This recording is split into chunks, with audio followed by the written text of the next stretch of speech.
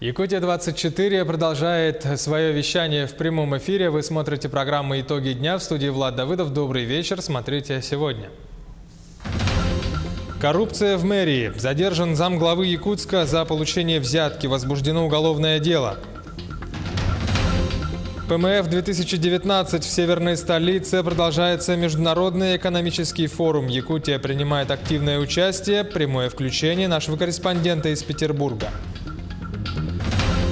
Осторожно, медведи! В Алданском районе опасаются возможного визита хозяев тайги в населенные пункты.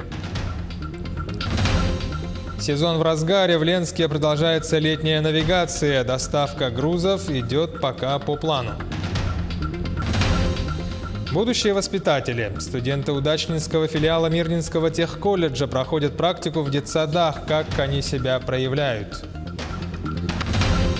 Быстрее, выше, сильнее. В Якутске завершились соревнования по пожарно-спасательному спорту среди сотрудников МЧС и пожарных служб.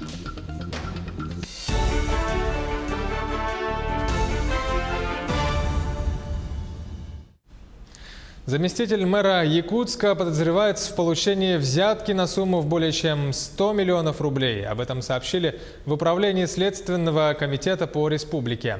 По данным следствия, замглавы по развитию территории столицы получил от коммерческого предприятия, ведущего строительство многоквартирного жилого дома в Якутске, взятку в виде имущественных прав на недвижимость в строящемся доме. Вот как комментируют это дело в органах следствия.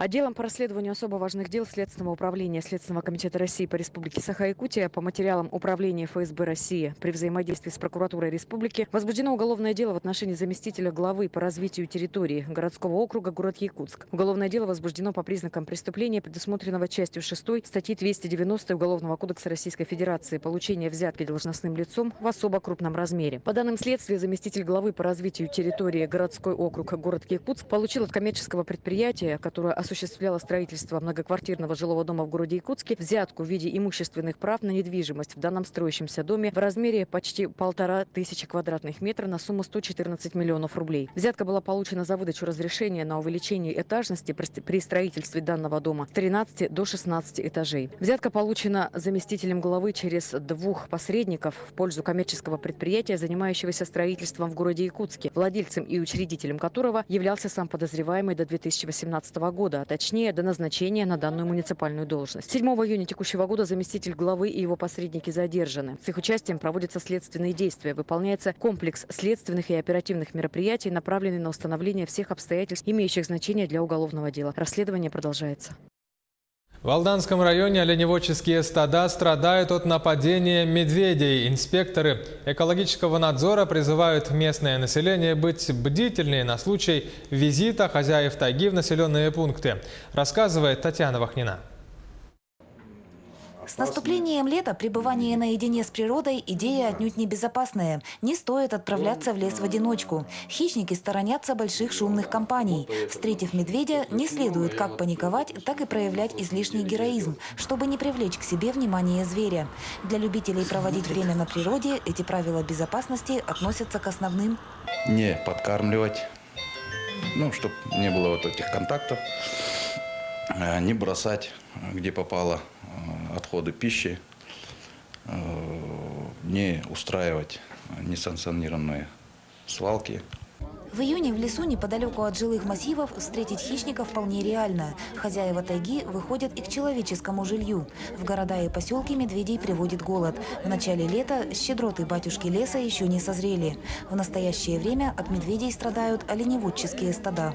Вот сейчас медведи этих тугутов наших травят. Они сейчас же как голодные. Случаи травежа тугутов медведями имеют место. Если хозяева тайги наведываются к человеку весной и летом, то волки представляют угрозу для стада круглый год. В среднем ежегодно от хищников гибнут более сотни оленей. В этом году вообще трудно. Волков много было. Постоянно. У меня сколько? Где-то еще не хватает, где-то 50-60 голов еще не хватает. Я жил медведей, пока я вот был в стадии своей, пока нормально был. А сейчас они внизу пошли, сейчас обратно перейдут. Вверх подниматься будет, они медведи. Еще там уже сложнее будет. В этом году, по словам председателя Алданского комитета государственного экологического надзора Владислава Колчанова, сообщений от граждан о появлении медведей в населенных пунктах не поступало. Зафиксированы единичные выходы хищников на федеральную трассу. Татьяна Вахнина, Сергей Шипачев, Александр Лукин, Алдан. В Нерингре прошло повторное заседание депутатской комиссии по вопросу экологии. Основным пунктом рассмотрели перевозку сыпучих грузов угля через поселок Чульман и на отрезке федеральной трассы Лена с нарушением транспортировки.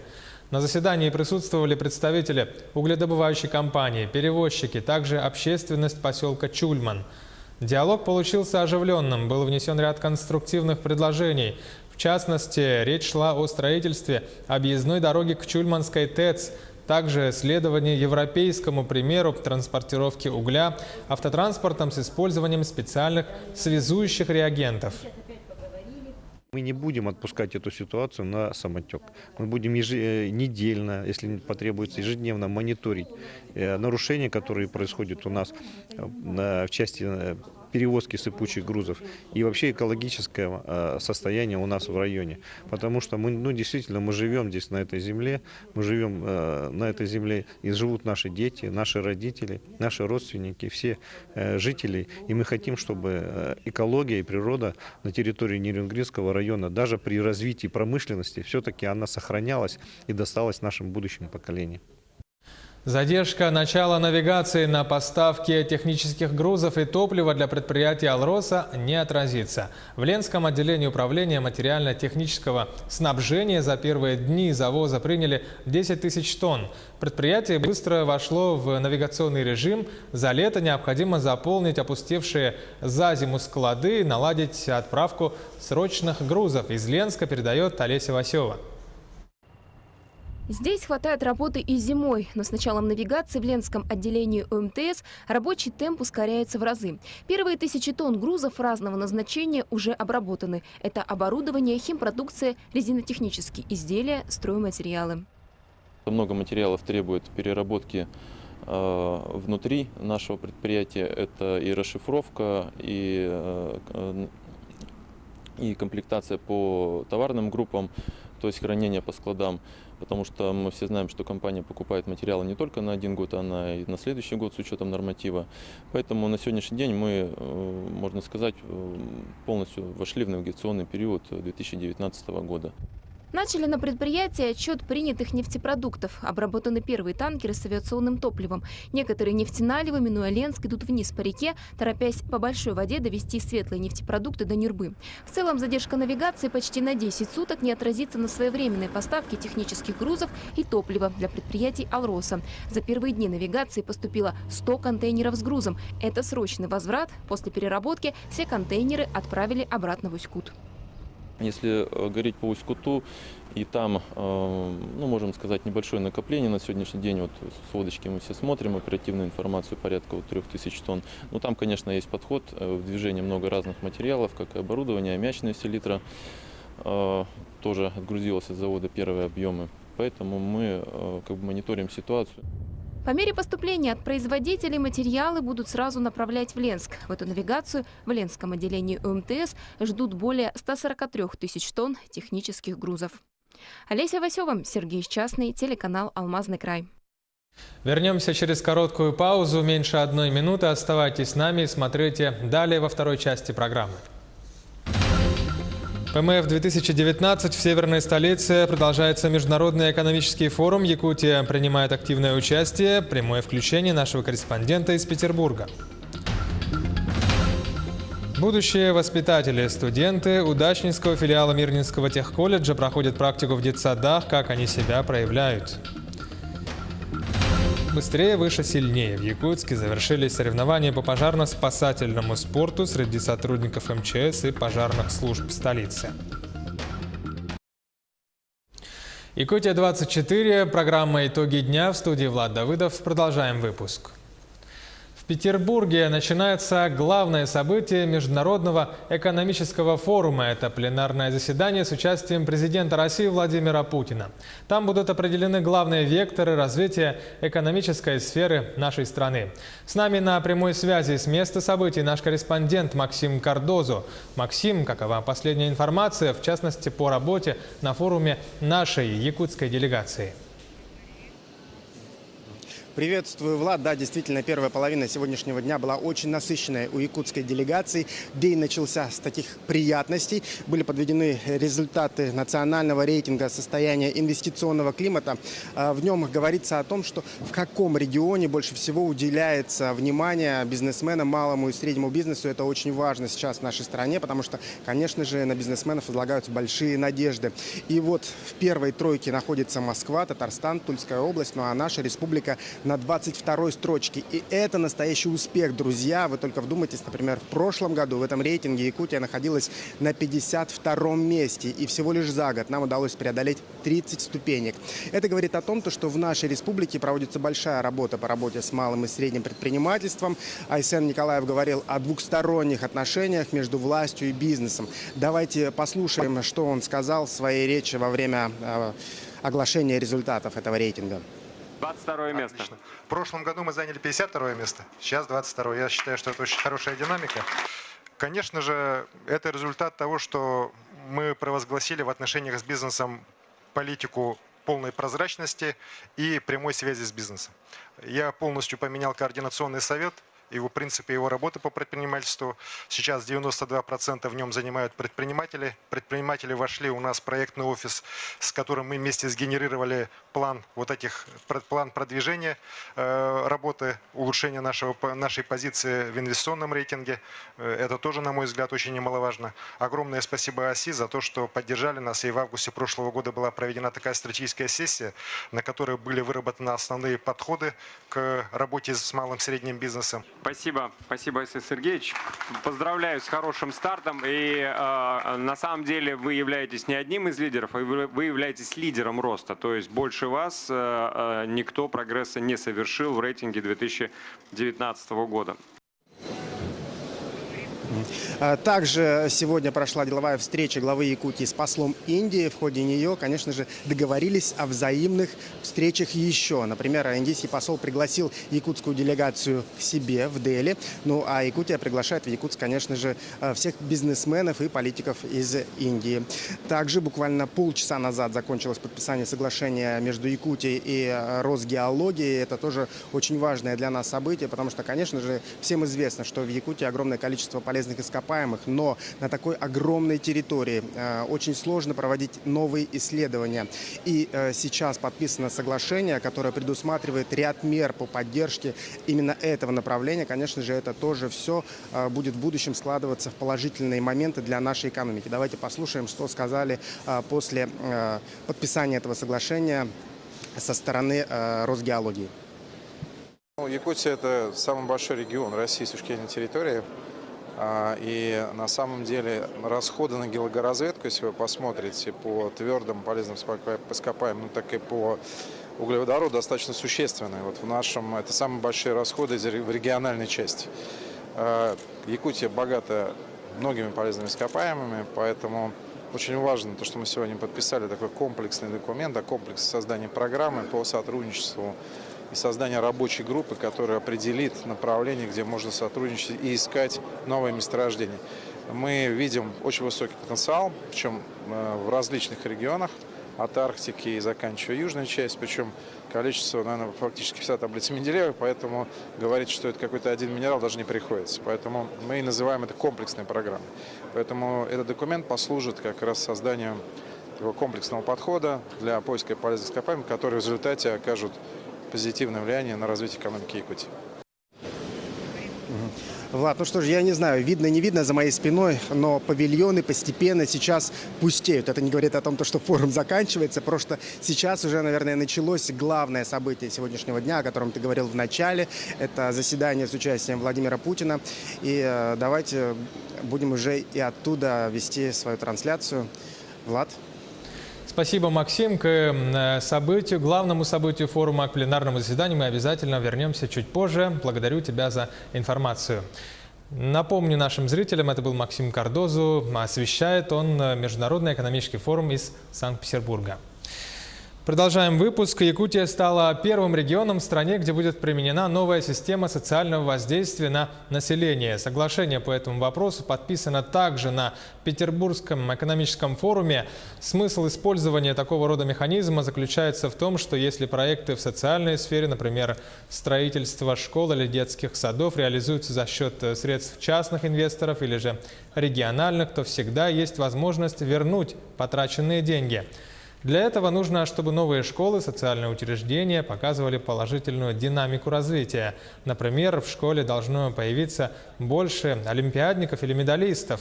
После достижения социально значимого эффекта государство возвращает инвестору вложенные деньги и выплачивает вознаграждение.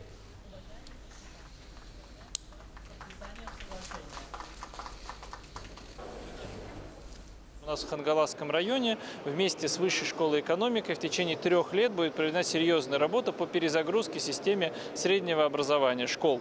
С учетом всего передового российского и зарубежного опыта, с учетом имеющихся наработок и имеющихся лучших практик внутри и в других субъектах.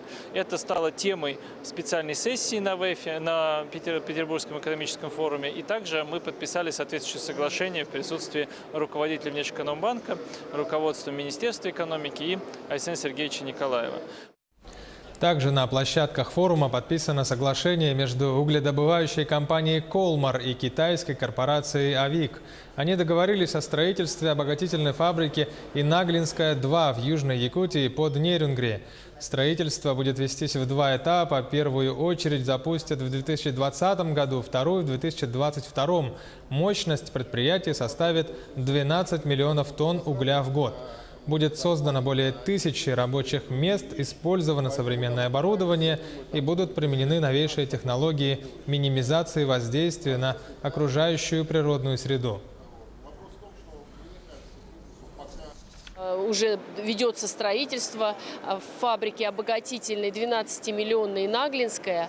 Подобных строек не было последние 50 лет в России вообще и в Советском Союзе. Поэтому масштаб этого проекта, он впечатляет. И Наглинская, которая будет поставлять сырье для этой фабрики, это закупка высокотехнологического оборудования, очень современного, которое увеличивает в 3,5 раза добычу угля.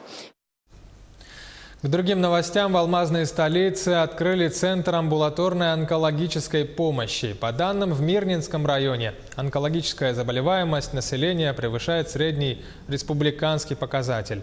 Открытие онкоцентра позволит населению лечить и проводить исследования, не выезжая в Якутск, как это было прежде. Сотрудники смогут принять и амбулаторно обследовать около 30 пациентов в день. Прием онколога будет производиться 3 раза в неделю с 5 до 8 вечера. Месяц назад около 5000 жителей Мирнинского района приняли участие в скрининговой акции «Онкопоиск». Из них более 100 человек получили положительные результаты. Именно они станут первыми пациентами онкоцентра. В рамках национального проекта «Борьба с онкологическими заболеваниями» в Якутии должны открыть еще 16 таких центров. Это, во-первых, профилактический уклон будет, ранняя диагностика, лечение, они будут получать в данном центре. Мы приближаем здравоохранение к пациенту, то есть улучшаем качество оказываемой медицинской помощи, ну и тем более повышаем комфортность для больных, то есть ему не надо будет ездить в город Якутск, жить в гостинице, расходовать финансовые средства. Студенты удачнинского филиала Мирнинского технического колледжа проходят производственную практику в детских дошкольных учреждениях. Ребята с большим интересом познают основы своей будущей профессии уже на деле. Какие успехи делают будущие воспитатели? Сюжет Златы Курбановой.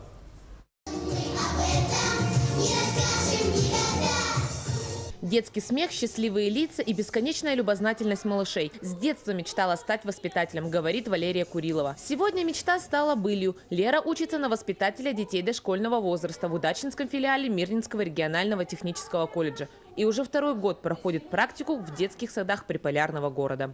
Бесценно работать с детьми, давать им воспитание, навыки, умения и, конечно же, логическое мышление, ну и в целом развитие. Я очень люблю свою профессию, в дальнейшем, что я буду работать по этой профессии. Сейчас Валерия обучается на последнем курсе. В будущем планирует поступить в высшее образовательное учреждение по специальности логопед-дефектолог. Выбор на эту профессию пал неспроста. Лера решила пойти по стопам бабушки, которая на данный момент является ее наставником.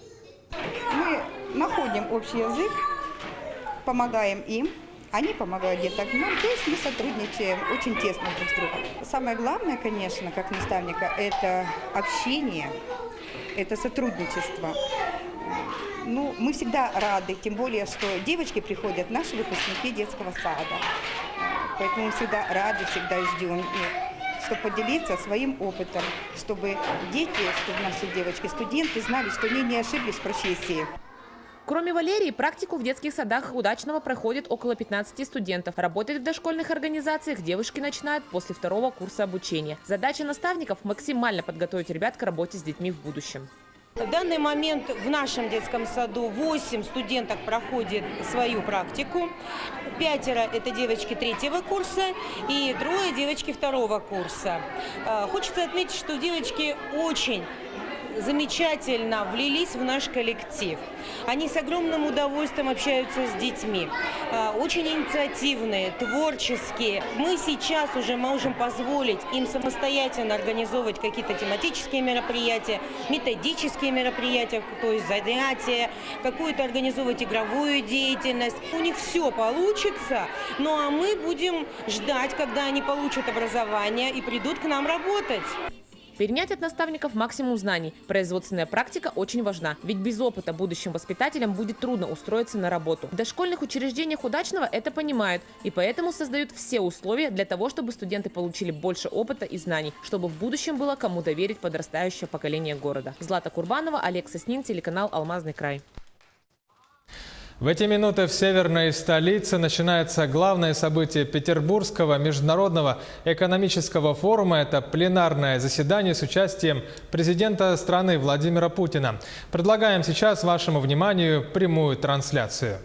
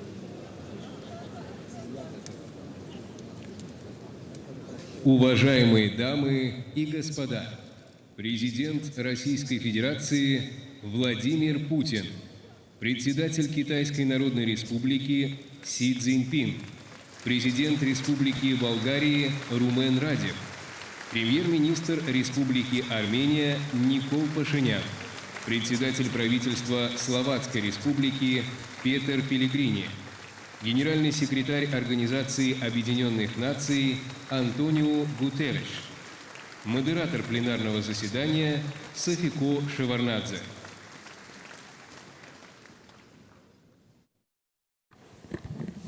Всем добрый день, я Софико Шеварнадзе.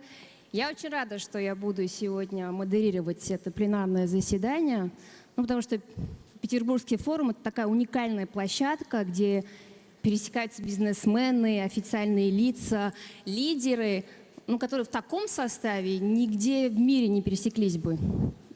И вот мы так каждый год встречаемся, чтобы понять, как двигать мир вперед. У меня была возможность пообщаться с нашими уважаемыми спикерами незадолго до начала. Мне кажется, что они заточены на откровенный разговор. Во всяком случае, я очень надеюсь, что он на сегодня сложится. А теперь традиционное выступление глав государств. Владимир Владимирович, вы первый.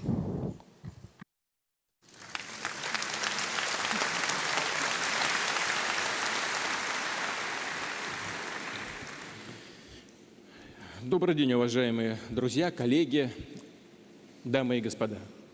Очень рад приветствовать в России глав государств, правительств, всех участников Петербургского международного экономического форума. Признательны нашим гостям за внимание и дружеское отношение к России, за готовность к совместной работе и деловому сотрудничеству, в основе которого лидеры бизнеса это хорошо знают, всегда лежит прагматизм, понимание взаимных интересов и, конечно, доверие друг к другу, прямота и четкость позиций. Хотел бы воспользоваться площадкой Петербургского экономического форума, чтобы не только рассказать о тех целях и задачах, которые мы в России ставим перед собой, но и о том, как складываются наши взгляды на состояние мировой экономической системы. Для нас это разговор не абстрактный, не на отвлеченную тему. Развитие России просто в силу ее масштаба, истории, культуры, человеческого потенциала и экономических возможностей не может строиться вне глобального контекста, без соотнесения внутренней, национальной и мировой повестки. Каково положение дел на сегодня, как мы, во всяком случае, в России его оцениваем? Формально за последнее время рост глобальной экономики, а в основном, надеюсь, мы сегодня будем говорить именно об этом, потому что у нас экономический форум. Так вот, формально рост глобальной экономики характеризуется положительными значениями. В 2011-2018 годах в среднем 2,8% ежегодно рост. В последние годы чуть больше 3%. Но, на наш взгляд, и лидерам государств, всем нам необходимо откровенно признать, несмотря на упомянутый рост, существующая модель международных экономических отношений, к сожалению, все-таки находится в кризисе. Он носит этот рост, и этот кризис носит всеобъемлющий характер. Проблемы здесь накапливаются и множатся все последние десятилетия. Они серьезнее и масштабнее, чем казалось прежде. После окончания холодной войны, включение в процесс глобализации новых рынков, архитектура мировой экономики кардинально изменилась. Доминирующая модель развития, основанная на западной, так называемой либеральной традиции, назовем ее условно евроатлантической, стала претендовать не просто на глобальную, а на универсальную роль. Главным драйвером сложившейся модели глобализации выступила мировая торговля. Ее рост с 1991 года по 2007 год более чем в 2 раза превосходил темпы роста мирового ВВП. Но это понятно, рынки новые открылись. Советского Союза, бывшего, всей Восточной Европы, и товары хлынули на эти рынки. Но этот период по историческим меркам оказался относительно недолговечным. Последовал мировой кризис 2008-2009 годов, который не только обострил, поднял на поверхность дисбалансы и диспропорции, но и показал, что механизм глобального роста начинает давать сбои. Конечно же, мировое сообщество провело тогда серьезную работу над ошибками. Однако, если посмотреть правде в глаза, воли, может быть, смелости тогда не хватило, чтобы до конца разобраться, в чем же дело, и сделать соответствующие выводы. Возобладал упрощенный подход. Мол, сама по себе модель глобального развития вполне дееспособна. Ничего по существу менять не нужно. Достаточно устранить симптомы и отчасти скоординировать правила и институты мирового хозяйства и финансов. И все будет нормально. Тогда было много надежд и позитивных ожиданий. Но они быстро рассеялись. Политика количественного смягчения, другие предпринятые меры не решили проблем по существу, а только отодвинули их в будущее. Я знаю, что и здесь на различных площадках велись дискуссии по этому так называемому количественному, количественному смягчению и так далее. Мы внутри российского руководства и на правительственных площадках, и в администрации президента постоянно обсуждаем эти темы и спорим на эти темы. Вместе с тем приведу данные Всемирного банка и МВФ. Если до кризиса 2008-2009 годов отношение оборота мировой торговли товарами и услугами к глобальному ВВП постоянно росло, то затем тенденция сменилась. Это факт. Такого роста уже нет. Достигнутое в 2008 году отношение мировой торговли к глобальному ВВП так и не восстановилось. По сути, глобальная торговля перестала быть безусловным двигателем мировой экономики. А новый двигатель, роль которого должны были сыграть суперсовременные технологии, пока еще проходит отладку и не заработал на полную мощность. Более того, мировая экономика вошла в период торговых войн и растущего уровня протекционизма, прямого и скрытого. В чем же источники кризиса международных экономических отношений? Что подрывает доверие между участниками мировой экономики? Считаю, что главная причина в том, что модель глобализации, предложенная в конце XX века, все меньше соответствует стремительно формирующейся новой экономической реальности. За последние 3 десятилетия доля развитых стран в глобальном ВВП по паритету покупательной способности снизилась с 58 до 40%. В том числе доля государств группы 7 сократилась с 46 до 30%. И напротив, вес стран с развивающимися рынками растет. Такое быстрое становление новых экономик не только со своими интересами, но и со своими платформами развития, со своими взглядами на глобализацию и региональные и интеграционные процессы плохо стыкуется с представлениями, которые относительно недавно казались незыблемыми.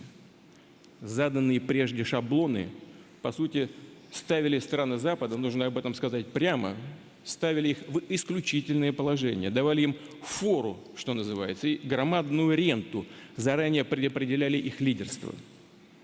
Остальным странам оставалось следовать в их фарватере. Конечно, многое происходило и происходит под аккомпанемент разговоров о равенстве. Но сейчас об этом я еще скажу. А когда эта комфортная, привычная система начала расшатываться, когда подросли конкуренты, загорали и амбиции, и стремление сохранить свое доминирование, причем любой ценой. И государства, которые прежде проповедовали принципы свободы торговли, честной и открытой конкуренции, заговорили языком торговых войн и санкций, откровенного экономического рейдерства с выкручиванием рук, запугиванием, устранением конкурентов так называемыми нерыночными способами. Посмотрите, примеров много. Я сейчас скажу только о том, что нас напрямую касается и что у всех, думаю, на устах. Например, строительство газопровода «Северный поток-2». Здесь я видел в зале тех наших партнеров, которые занимаются этим профессионально, не только российских, но и наших друзей из Европы. Так вот, проект призван повысить энергобезопасность Европы, создать новые рабочие места. Он полностью отвечает национальным интересам всех участников, и европейцев, и России. Но если бы он не отвечал этим интересам, мы бы никогда не увидели там присутствие наших европейских партнеров. Ну, кто туда насильно это притащит? Пришли, потому что заинтересованы в реализации этого проекта. Но это не укладывается в логику и не соответствует интересам тех, кто в рамках существующей универсалистской модели привык к исключительности и вседозволенности, к тому, что по их счетам должны платить другие. И потому проект бесконечно пытаются и пытались торпедировать. Вызывает озабоченность, что такая разрушительная практика поразила не только традиционные рынки, энергетические, сырьевые, товарные, но и перекочевала в новые, формирующиеся отрасли. Ситуация вокруг компании Huawei, например, которую пытаются не просто потеснить, а бесцеремонно вытолкнуть с глобального рынка. Это уже называют даже в некоторых кругах первой технологической войной наступающей цифровой эпохи. Казалось бы, бурная цифровая трансформация, технологии, которые стремительно меняют индустрии, рынки, профессии, призваны расширять горизонты для всех, кто готов и открыт к переменам. Но и здесь, к сожалению, тоже строятся барьеры. Вводятся прямые запреты на покупку высокотехнологичных активов. Дело дошло до того, что в образовании даже ограничивается прием зарубежных студентов по тем или иным специальностям. Но это уже, честно говоря, не укладывается даже в голове. Но тем не менее это на практике происходит. Удивительно, но факт. Монополия всегда означает концентрацию доходов у немногих за счет всех остальных. И в этом смысле попытки монополизировать новую технологическую волну, ограничить доступ к ее плодам, выводят на совершенно новый, иной уровень проблемы глобального неравенства. Как между странами и регионами, так и внутри самих государств. Ну а это, как мы хорошо понимаем, и есть главный источник нестабильности. И дело не только в уровне доходов, в материальном неравенстве, а в принципиальной разнице возможностей для людей. По сути, формируется или происходит попытка формировать два мира, и между ними пропасть постоянно растет. Когда у одних есть доступ к самым передовым системам образования, здравоохранения, к современным технологиям, у других же нет перспектив, шансов вырваться даже из нищеты, а кто-то и вовсе балансирует на грани выживания. Так сегодня свыше 800 миллионов человек в мире не имеют элементарного доступа к питьевой воде. Около 11% населения планеты не доедает. Система, если в ее основе все более очевидная несправедливость, никогда не будет устойчивой и сбалансированной. Обостряют кризис и растущие экологические, климатические вызовы, которые прямо угрожают социально-экономическому благополучию всего человечества. Климат, экология уже стали объективным фактором мирового развития. Проблемы чреваты масштабными потрясениями, включая новый неуправляемый всплеск миграции, рост нестабильности и подрыв безопасности в ключевых регионах планеты. При этом велик риск, что вместо общих усилий по решению экологических и климатических проблем мы столкнемся с попытками и эту тему использовать для недобросовестной конкуренции.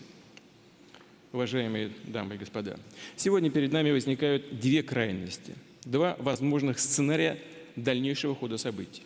Первый – это перерождение универсалистской модели глобализации, превращение ее в пародию, в карикатуру на саму себя, когда общие международные правила будут подменяться законами, административными и судебными механизмами одной страны или группы влиятельных государств.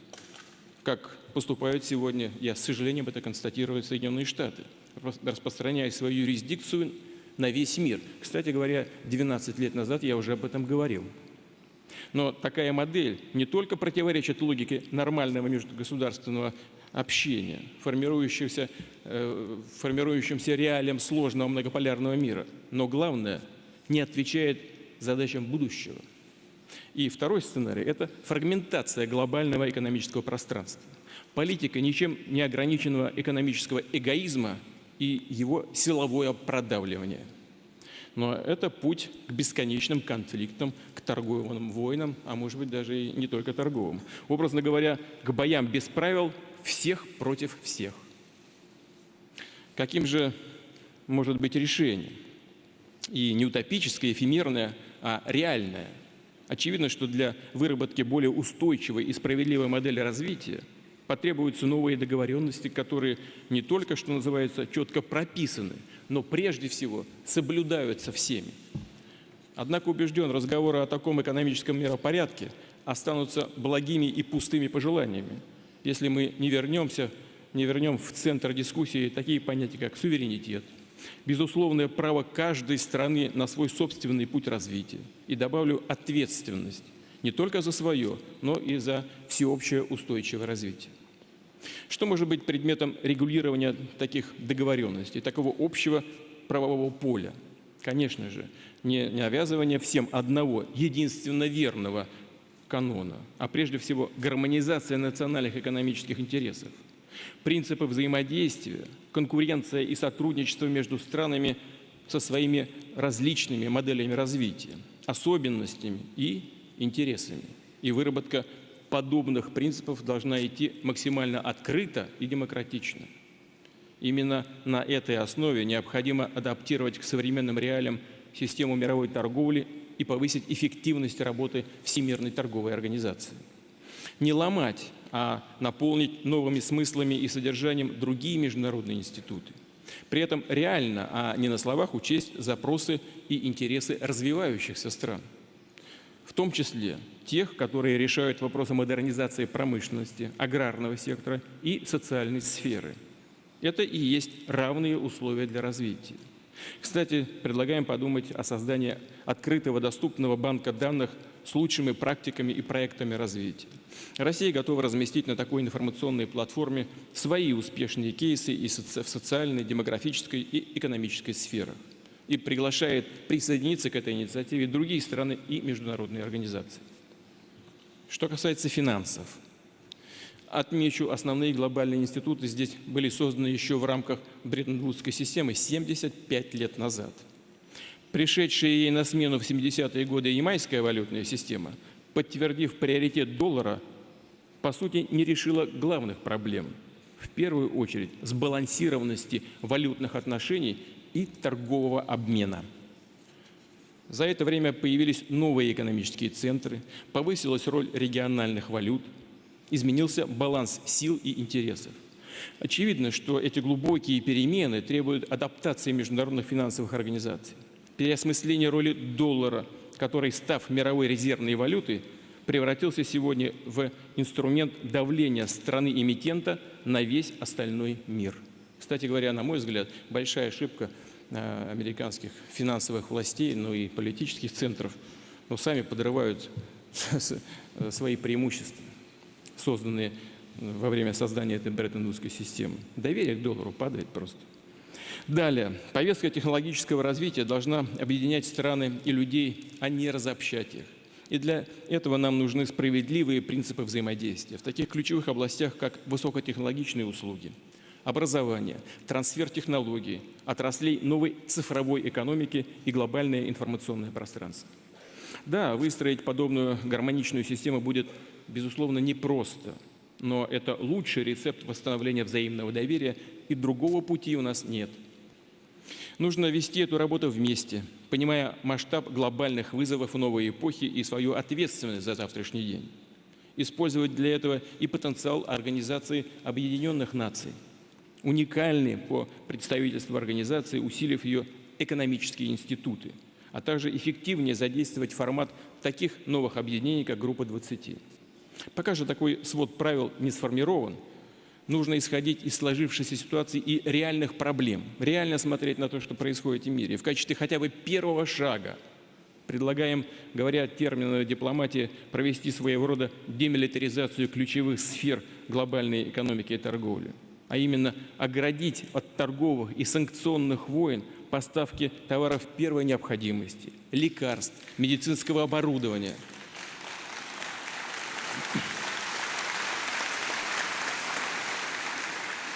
Спасибо вам большое за понимание. А также систем для ЖКХ, энергетики, которые позволяют снижать нагрузку на окружающую среду и климат. Речь, как вы понимаете, идет о тех направлениях, которые критически важны для жизни и здоровья миллионов, можно сказать, миллиардов людей, для всей планеты.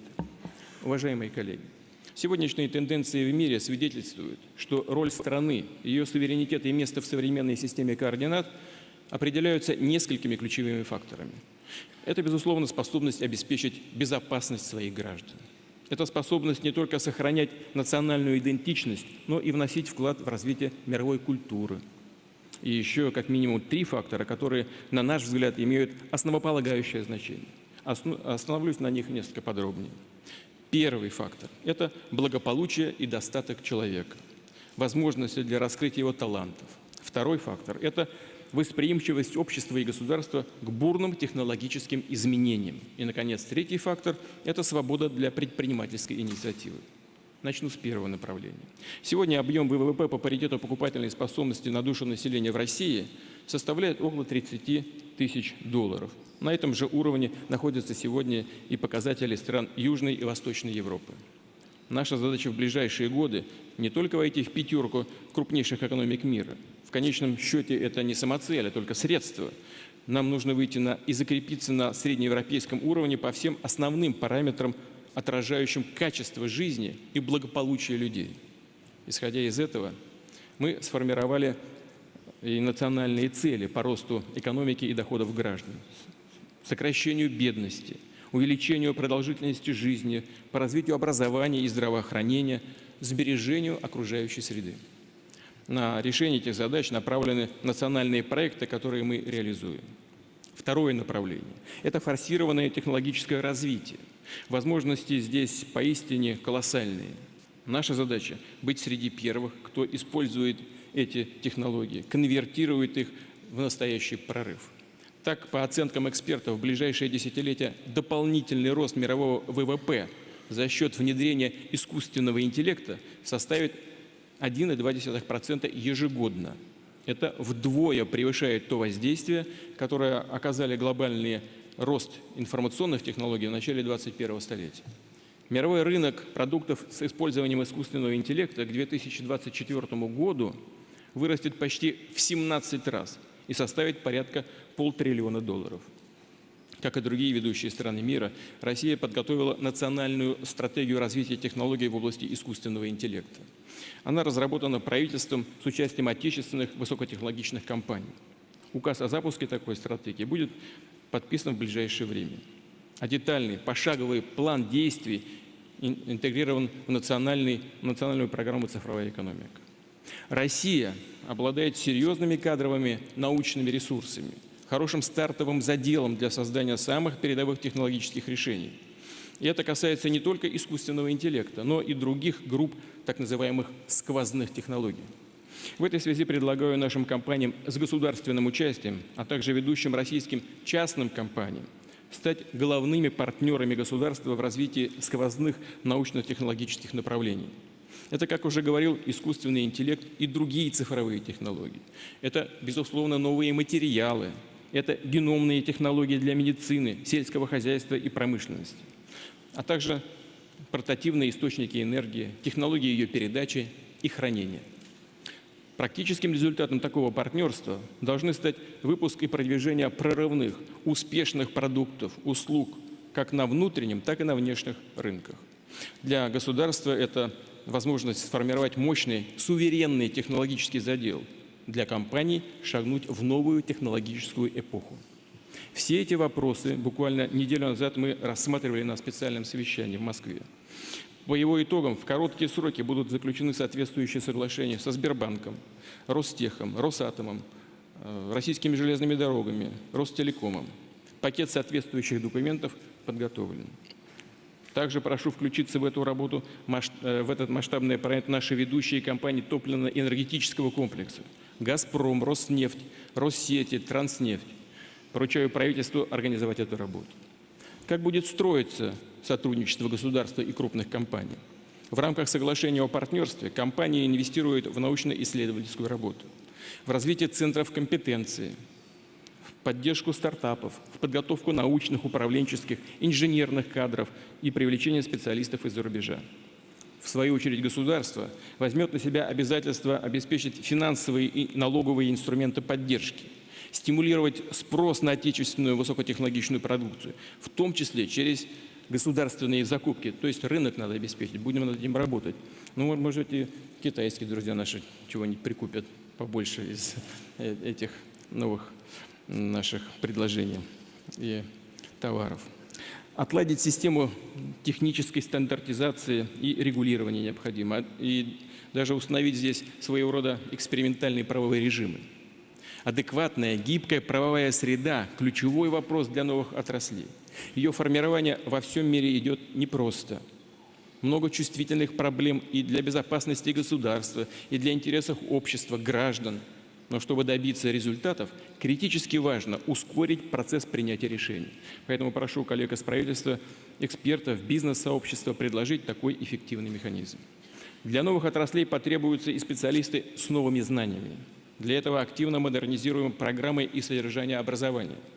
В августе, как вы знаете, в Казани мы принимаем чемпионат мира по профессиональному мастерству WorldSkills, в рамках которого впервые по инициативе России пройдут соревнования по компетенциям будущего, в том числе по таким направлениям, как машинное обучение и большие данные, технологии композитов, квантовые технологии. Я желаю нашей команде и всем участникам успехов. Особо подчеркну, мы сформировали целую платформу «Россия – страна возможностей», направленную на личностный, профессиональный рост. Проходящие в ее рамках конкурсы, соревнования, олимпиады, открыты для школьников, молодежи, людей разных возрастов, для участников не только из России, но и из других стран. Подобный кадровый проект по своему масштабу не имеет аналогов. Только в 2018-2019 годах он охватил свыше 1 600 000 человек. Обязательно будем развивать эту систему, делать ее более эффективной и прозрачной. Потому что чем больше смелых, талантливых людей будет приходить в бизнес и науку, госуправление и социальную сферу, тем успешнее мы сможем решать задачи развития. Тем выше будет и глобальная конкурентоспособность нашей страны. Третий фактор конкурентоспособности страны, который был обозначен выше, это благоприятная деловая среда. Последовательно ведем и будем продолжать эту работу. Сегодня по целому ряду сервисов для бизнеса, по качеству наиболее востребованных административных процедур мы сравнялись или даже в некоторых случаях опережаем страны с сильными и давними предпринимательскими традициями. Растет здоровое соперничество между регионами за предпринимателя, за инвестиции и проекты. Значительно повысилась эффективность управленческих команд. Серьезным стимулом для таких перемен стал национальный рейтинг инвестиционного климата в субъектах Российской Федерации. И по традиции, уже сложившейся на Петербургском экономическом форуме, хочу назвать и поздравить победителей рейтинга 2019 года. Это Москва, Татарстан, Тюменская и Калужская области, Санкт-Петербург.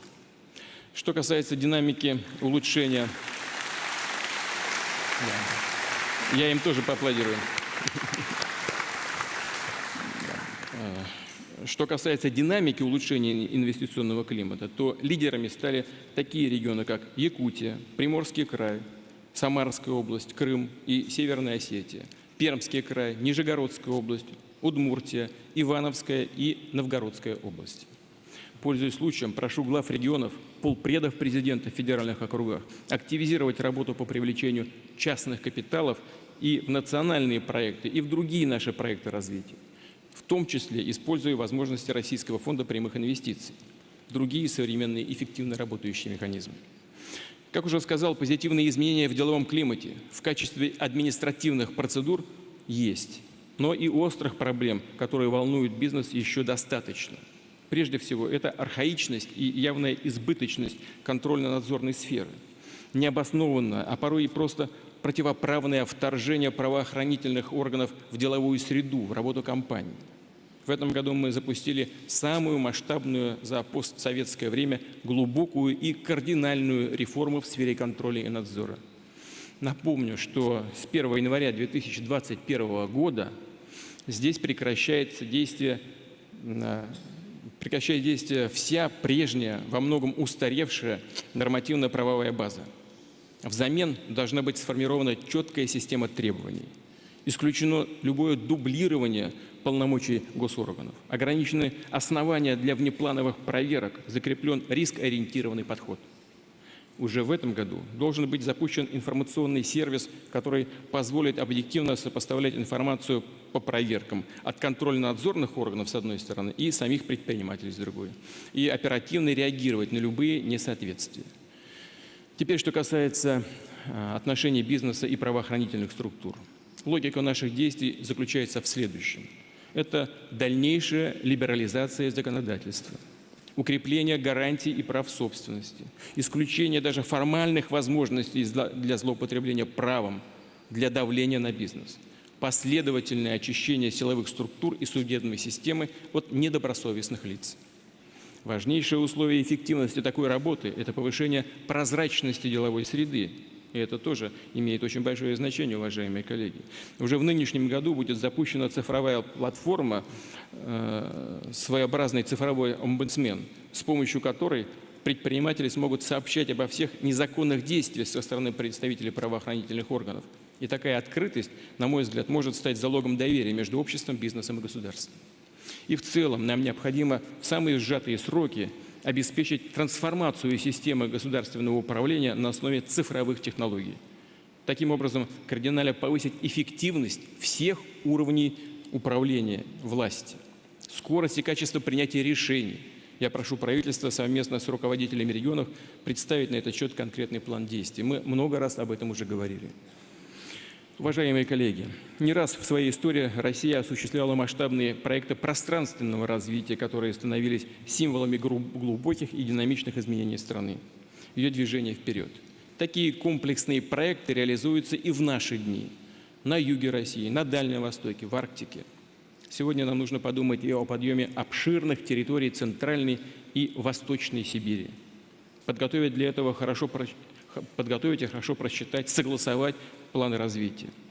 В этом макрорегионе сосредоточены богатейшие природные ресурсы, порядка четверти запасов леса, более половины запасов угля, значительные месторождения меди и никеля, огромные энергетические резервы, причем многие из них уже созданы. К этому следует добавить и уникальные возможности для развития сельского хозяйства. В районе Минусинской долины, скажем, более 300 солнечных дней в году.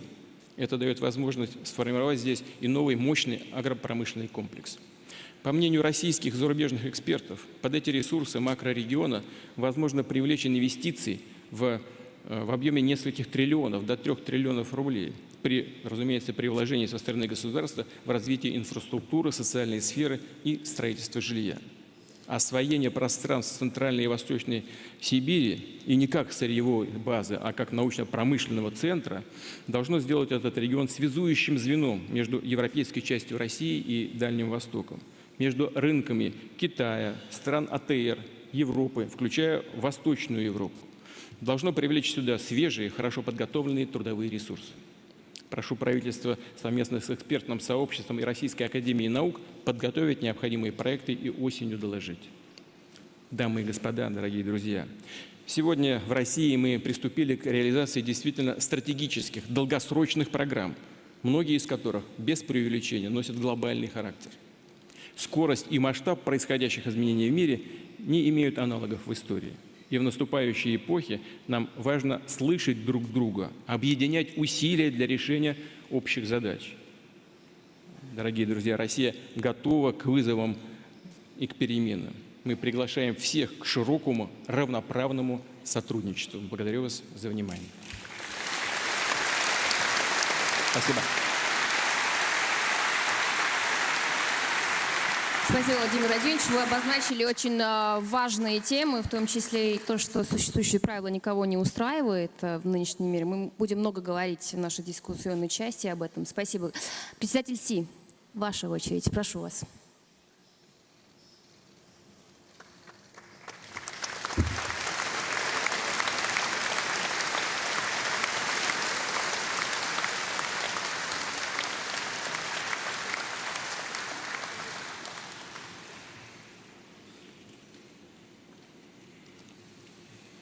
尊敬的普京总统，尊敬的各位同事、来宾、女士们、先生们、朋友们，很高兴应普京总统邀请，出席本届圣彼得堡国际经济论坛，衷心感谢普京总统和俄方朋友的热情接待、周到安排。圣彼得堡是俄罗斯第一大港口，也是享誉世界的波罗的海明珠。300多年的历史积淀和近年来的快速发展，赋予这座城市浓郁的古典气质和鲜明的时代风貌，令人赞叹。昨天下午，我和普京总统也在涅瓦河上游览，听他对这里的一些历史风貌的一些生动的介绍，给我留下了深刻的印象。普京总统曾经在中国弹奏过一首俄罗斯歌曲。涅瓦河畔有一座城，那是我们劳动的结晶，生动地反映了圣彼得堡在俄罗斯人们心中的特殊的位置。圣彼得堡国际经济论坛自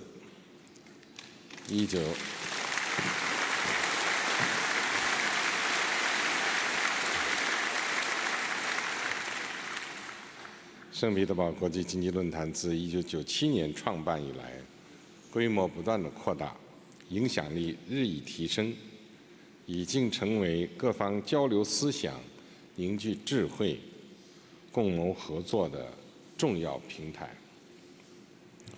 本届论坛以打造可持续发展议程为主题，契合当前国际社会共同关切，具有重要现实意义。当今世界正经历着100年未有之大变局，新兴市场国家和发展中国家的崛起速度之快，前所未有。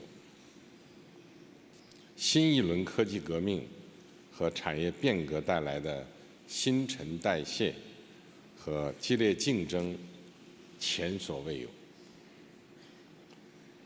全球治理体系与国际形势变化的不适应、不对称前所未有。面对变局，群策群力、合作共赢是各方的正确选择。放眼世界，可持续发展是各方的最大利益契合点和最佳合作切入点。联合国2030年可持续发展议程着眼统筹人与自然和谐共处，兼顾当今人类和子孙后代发展需求，提出协调推进经济增长、社会发展、环境保护3大任务，为全球发展描绘了新愿景。今年是新中国成立70周年。作为世界最大的发展中国家和负责任大国，中国始终坚定不移履行可持续发展承诺，取得了世人公认的成就。中国高度重视加强可持续发展国际合作。2013年，我提出共建“一带一路”倡议，旨在实现各国互利共赢，共同发展。共建“一带一路”同联合国2030可持续发展议程在目标、原则、实施路径上高度契合，得到国际社会积极响应和支持。今年4月，第2届“一带一路”国际合作高峰论坛在北京成功举行，各方一致同意推进高质量共建“一带一路”，秉持共商、共建、共享原则，坚持开放、绿色、廉洁理念，实现高标准、惠民生、可持续目标，构建全球互联互通伙伴关系，并将共建“一带一路”同落实联合国2030可持续发展议程有效对接，统筹协调好经济社会环境之间的关系，走绿色低碳可持续发展之路。开展国际合作离不开真诚互信、志同道合的伙伴。俄罗斯是中国最大邻国和全面战略协作伙伴，也是开展各领域合作的重要优先合作伙伴。双方秉持可持续发展理念，积极开展天然气等清洁能源合作，将科技创新、数字经济、网络电商作为新的合作增长点，就跨界资源利用和保护跨界自然保护区建设开展有效合作。我和普京总统达成共建“一带一路”同欧亚经济联盟对接共识，同时共建“一带一路”同普京总统倡议的大欧亚伙伴关系理念相通，两大倡议可以相互支持、相互促进、并行不悖。相信这将有力推动区域经济融合，有利于实现共同的可持续发展。女士们、先生们、朋友们，可持续发展是社会生产力发展和科技进步的必然产物，契合世界上绝大多数国家的共同诉求。中国人讲“志之所趋，无远弗届”。各国人民对美好生活的向往，谁都无法阻挡。中国愿继续同国际社会一道，将郑重的承诺转化为具体行动，携手开辟崭新的可持续发展之路。第一，我们要坚持共商共建共享，合力打造开放多元的世界经济。中国将不断扩大对外开放，放宽市场准入，营造公平竞争的市场环境。我们将旗帜鲜明推进经济全球化进程，维护多边贸易体制，致力解决世界经济发展不平衡、不平等问题。愿在平等和相互尊重基础上，同各方开展贸易合作，实现共赢。我们将推动共建“一带一路”，同落实联合国2030可持续发展议程协同增效，促进南南合作援助基金、中国、联合国、和平与发展基金等发挥应有的作用，为广大发展中国家创造更多机会。中国愿同各国分享包括5G 技术在内的最新科研成果，共同培育新的核心竞争力，转变经济增长模式。第二，我们要坚持以人为本，努力建设普惠包容的幸福社会，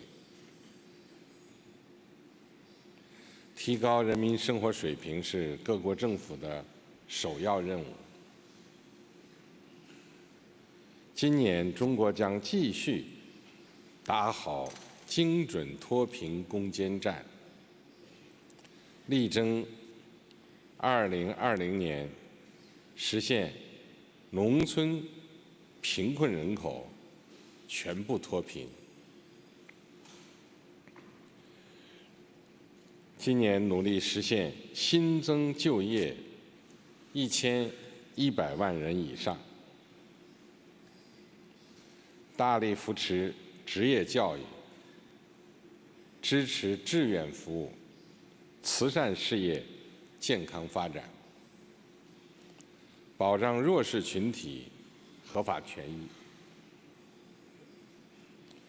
我们也愿同各国就减贫、社保等课题加强交流合作，互学互鉴，为各国人民带来更大获得感、幸福感、安全感。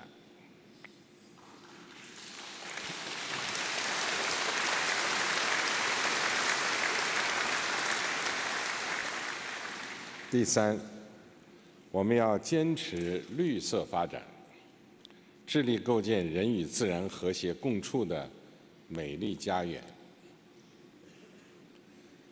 俄罗斯著名作家托斯托耶夫斯基有句名言：“美能拯救世界。”为子孙后代留下碧水蓝天的美丽世界，是我们义不容辞的责任。中国的发展绝不会以牺牲环境为代价。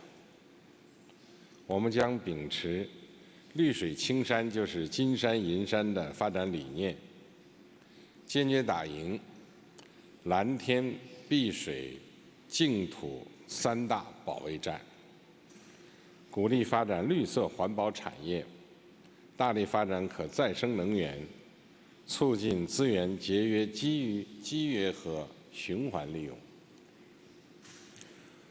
我们也将在对外合作中更加注重环保和生态文明，同各国携手应对全球气候变化、生物多样保护等迫切问题，落实好应对气候变化、巴黎协定等国际社会共识。女士们、先生们、朋友们，和平与发展仍然是当今时代主题。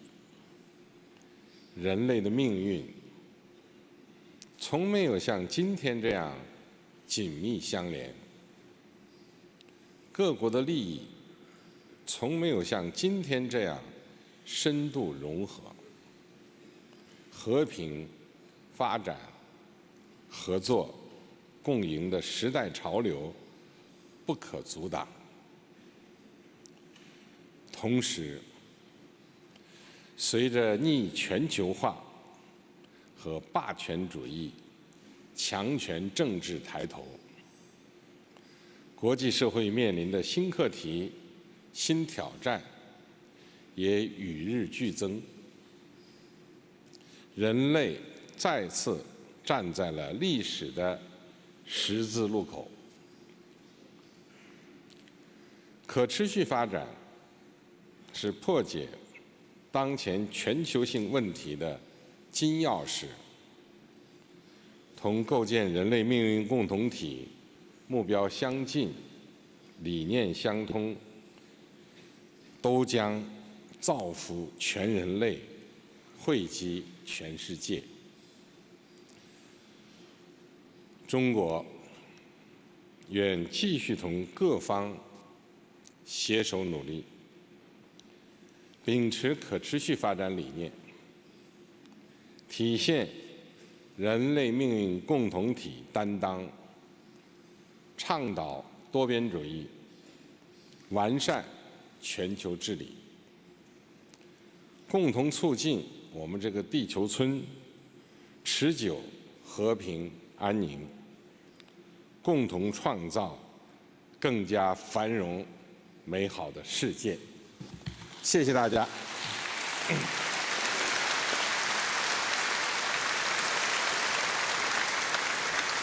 Спасибо, председатель Си. Президент Радев, прошу вас.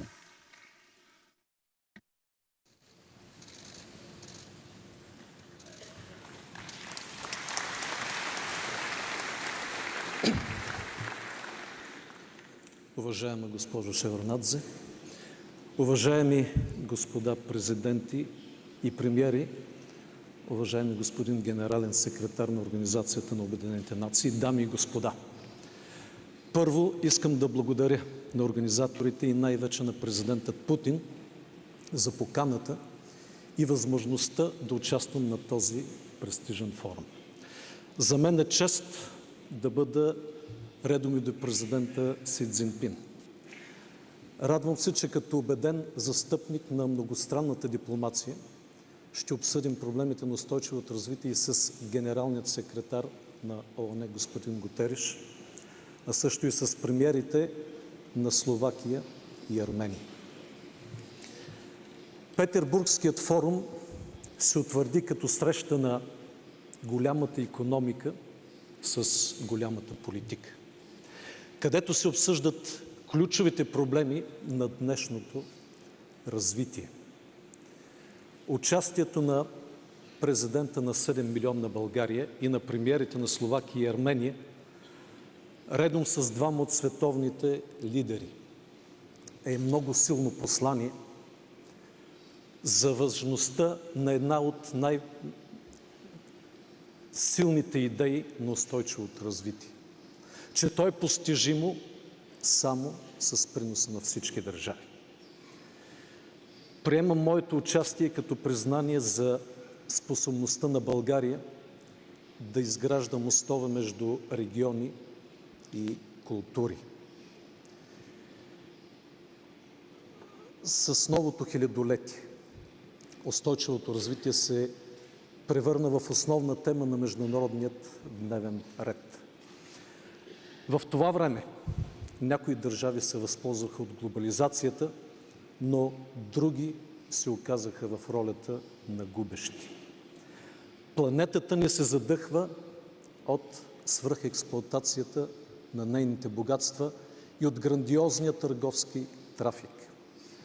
Виждаме как населението расте, а ресурсите намаляват.